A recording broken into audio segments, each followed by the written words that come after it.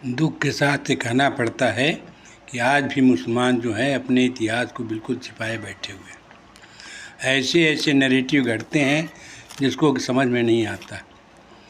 रसूल के संदर्भ में जो बातें कही जा रही हैं बिल्कुल गलत हैं, क्योंकि रसूल एक बहुत बड़े संत थे और उनके ऊपर कुरान नाजिल हुआ। इसका मतलब वह अल्लाह के सबसे प्रिय भक्त थे।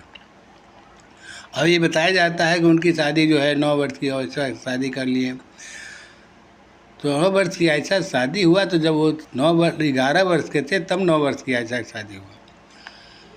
और शादी होने के बाद रसूल जो है तुरंत ही एक फातिमा नाम की महिला थी जिनके पास चले गए। वो भी बहुत पवित्र औरत थी और उनके संपर्क में आकर के उनके अंदर जो है वह दैविक गुण आ गया, जिसके कारण कि उनके ऊपर जो है अल्लाह जो है वो रहम रखे और उन्होंने कुरान नाजिल किया। स्थिति ये है कि जब ये 11 वर्ष के थे तब आयशा 9 वर्ष के थे।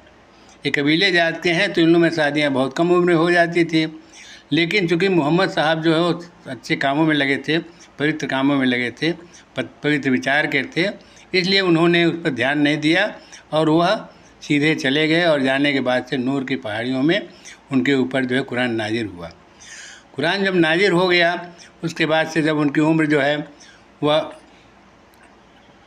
करीब 50-60 के आसपास होगी, उन्होंने उस समय जो है उनकी जो पहली पत्नी थी आयशा, वो भी जो है उसी उम्र की हो गई थी। तो उनके पिताजी ने उनको ले जा कर के उनके पास पहुंचा दिया कि अब इनकी देख रेख आप कीजिए और आप जो है सक्षम हैं। तो इस तरह से देखा जाए तो मोहम्मद साहब की शादी कोई 9 वर्ष की उम्र की लड़की से नहीं हुआ। मोहम्मद साहब की शादी जो है वह सम उम्र के, हम उम्र के साथ हुआ।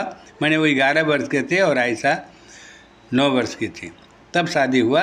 लेकिन जब वो रसूल हो गए और जब प्रचार करने लगे, व्यस्तता आ गई, तब उनके पिताजी ने, आयशा के पिताजी ने ले जा करके और रसूल के पास पहुंचा दिया और उनकी जिम्मेदारी दे दिया कि आप इनकी देख रेख आप कीजिए, आप सक्षम है देखने के लिए। इसलिए यह कहना कि मोहम्मद साहब 9 वर्ष की लड़की के साथ इंटरकोर्स किए थे, यह गलत बात है। इसको कभी विश्वास भी नहीं किया जा सकता है। कितना बड़ा शांत व्यक्ति इस तरह का भी कोई काम कर सकता है जो इतनी अच्छी पुस्तक लिखा है और उस पुस्तक में अश्लीलता ही लोग भर दिए हैं, जबकि वह पूरी पुस्तक जो है यह बताती है कि सारे वेद, पुराण, गीता, रामायण, जबूर, तौरात जितनी भी चीज़ें हैं सबकी चीज़ें भरी हुई हैं। ये लोग उल्टा नैरेटिव ये करते हैं कि कुरान जो है 30 दिन में 30 पारा उतरा, अल्लाह ने उसको बना कर दिया। लेकिन कुरान में तो साफ साफ लिखा हुआ है 14वां सूरा के 14